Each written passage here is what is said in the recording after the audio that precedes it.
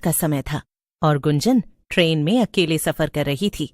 बड़ी अजीब बात है, ये ट्रेन तो पूरी खाली है, सिर्फ ये 2 आदमी और औरत ही दिखाई दे रहे हैं। गुंजन के सामने एक आदमी बैठा था और दूसरी तरफ एक औरत। अचानक से वो आदमी ट्रेन के बाहर देखता है और जोर से चिल्लाकर कहता है, राजगढ़ का स्टेशन आने वाला है, सब लोग चौकन्ने हो जाओ। इतना कहकर वो आदमी आंखें बंद कर लेता है।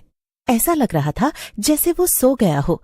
ये देखकर गुंजन चौंक जाती है। अरे ये क्या था, बड़ा ही पागल आदमी है, ऐसे अचानक से चिल्लाया क्यों? और इसके चिल्लाने के बाद बाकी सब भी आंख बंद करके सो गए। अजीब है। मगर तभी एक औरत की आवाज पूरी ट्रेन में गूंजने लगती है। आ गई, मैं आ गई, भेलपूरी बेचने आ गई। बोलो बोलो, किसे खानी है मेरी लाल लाल चटपटी भेलपूरी? अरे वाह, मुझे तो लगा ही नहीं था इतनी रात गए मुझे ट्रेन में कुछ खाने को मिलेगा।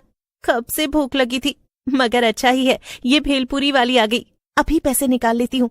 गुंजन जैसे ही पर्स में से पैसे निकालने लगती है तो उसके सामने बैठा आदमी आंखें खोलते हुए गुस्से में कहता है, भेलपूरी वाली से कुछ मत लेना, वो भेलपूरी खिलाकर तुम्हें ट्रेन से उठा ले जाएगी।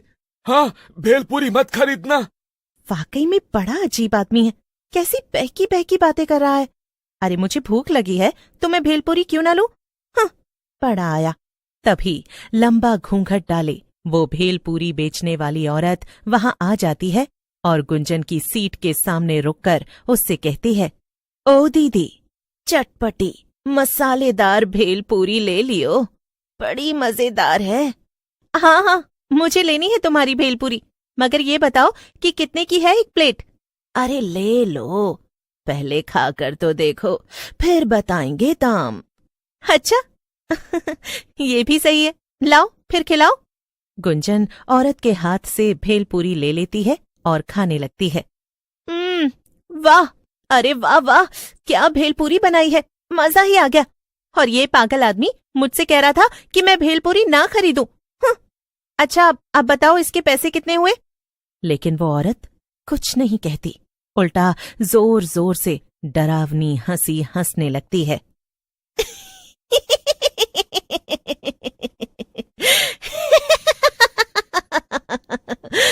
पैसे? नहीं नहीं, कुछ और लगेगा। ये कहकर वो औरत घूंघट हटाती है। घूंघट के नीचे एक डरावनी चुड़ैल थी। क्या? चुड़ैल? तुम तो एक चुड़ैल हो? हाँ, तो मैंने कब कहा कि मैं माधुरी दीक्षित हूँ, हैं? और इस भेलपूरी के बदले तो मैं तुझे लेकर जाऊंगी और खाऊंगी। उसके चले जाने के बाद ही वहां बैठे बाकी लोग आंखें खोलते हैं और ट्रेन के बाहर देखने लगते हैं। ये तो होना ही था, मैंने उस लड़की को चेतावनी दी थी, मगर उसने मेरी बात नहीं मानी और चुड़ैल उसे अपने साथ ले गई। राजगढ़ स्टेशन आने से पहले हमेशा ही ऐसा होता है। हाँ, अब हम कर भी क्या सकते हैं, हम तो अपना काम कर ही देते हैं ना, जो कि लोगों को चेतावनी देना है। अब उसके आगे हम क्या ही करें। असल में वो दोनों बूढ़े आदमी और औरत पंकज और राधिका थे, जो कि पति पत्नी थे और रामगढ़ गांव में ही रहते थे। वो हर रोज उस ट्रेन से सफर करते थे ताकि लोगों को भेलपूरी बेचने वाली चुड़ैल से बचाया जा सके, मगर उनका ये तरीका भी अक्सर काम नहीं आता था। फिर एक दिन सुबह सुबह पंकज कहता है, राधिका, क्यों ना हम किसी तरह ये ट्रेन चलना ही बंद करवा दें। अगर ट्रेन चलेगी ही नहीं तो चुड़ैल भेलपूरी बेचने आएगी ही नहीं और ना ही लोग गायब होंगे, न मरेंगे। वो स्टेशन मास्टर है ना रघु भाई, हम उनसे जाकर कहेंगे, उनकी बहुत पहुंच है। वैसे भी इस ट्रेन में ज्यादा लोग आते ही नहीं, वो बात करेंगे तो ट्रेन जरूर बंद हो जाएगी।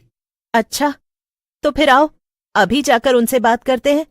रघु सिर्फ स्टेशन मास्टर ही नहीं था, बल्कि गांव का सबसे अमीर आदमी भी था।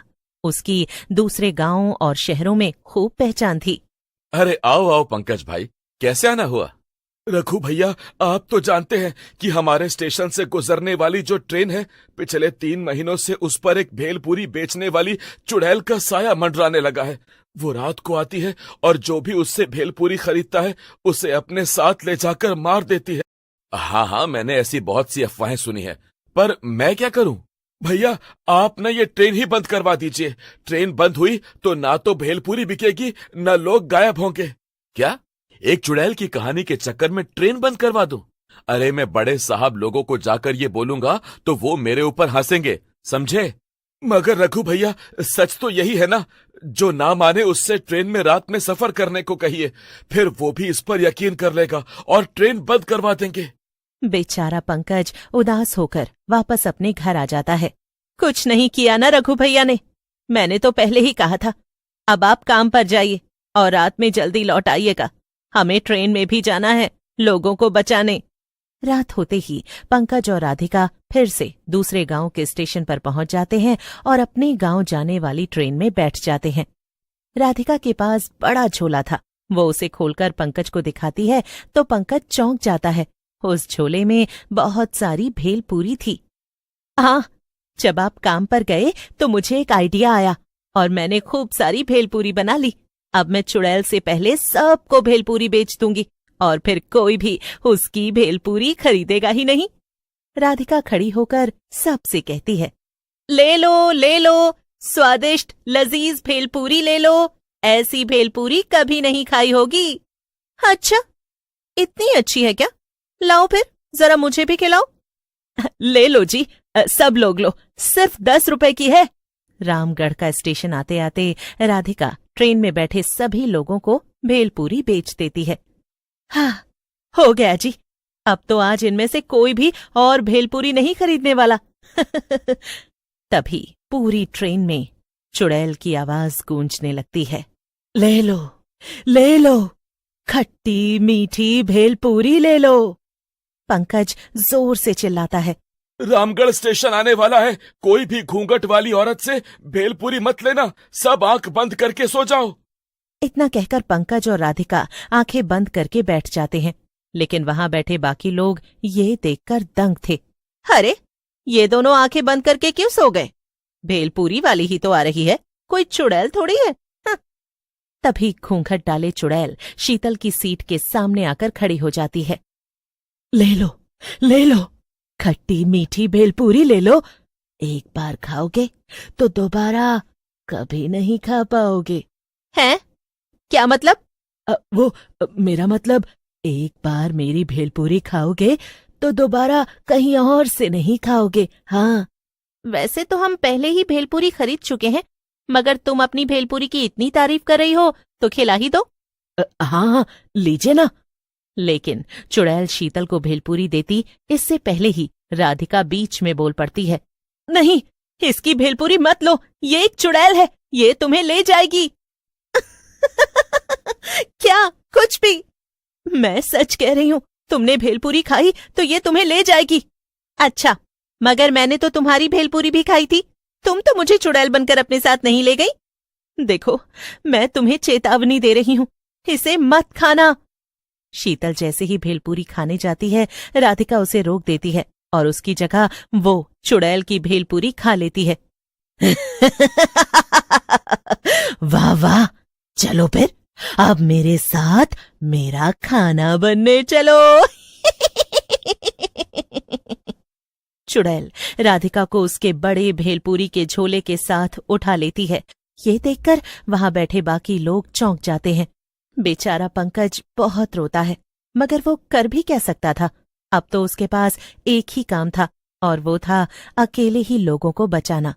अगले दिन फिर से वो रात में ट्रेन में आकर बैठ जाता है। फिर जैसे ही घूंघट डाले चुड़ैल भेलपूरी लेकर वहां आती है। भेलपूरी ले लो, खट्टी मीठी। लेकिन अब तो पंकज भी जान गया था कि लोग उसकी बात नहीं सुनेंगे। लेकिन तभी कुछ ऐसा होता है जिसे देखकर पंकज चौंक जाता है। वो चुड़ैल पंकज के पास आती है। ये लो, आप भेलपूरी नहीं खाएंगे? पंकज कुछ कहता उससे पहले ही चुड़ैल उसे भेलपूरी खिला देती है और भेलपूरी खाकर पंकज सब समझ जाता है। यानी तुम वो चुड़ैल नहीं बल्कि राधिका हो? हाँ, लेकिन अब मैं एक चुड़ैल बन चुकी हूँ और जब मैं चुड़ैल बनी तो मैंने उस दुष्ट चुड़ैल को हराकर खत्म कर दिया और उसकी जगह ले ली। अब मैं ही भेलपूरी बेचने रोज आऊंगी यहाँ और किसी को भी नहीं मारूंगी।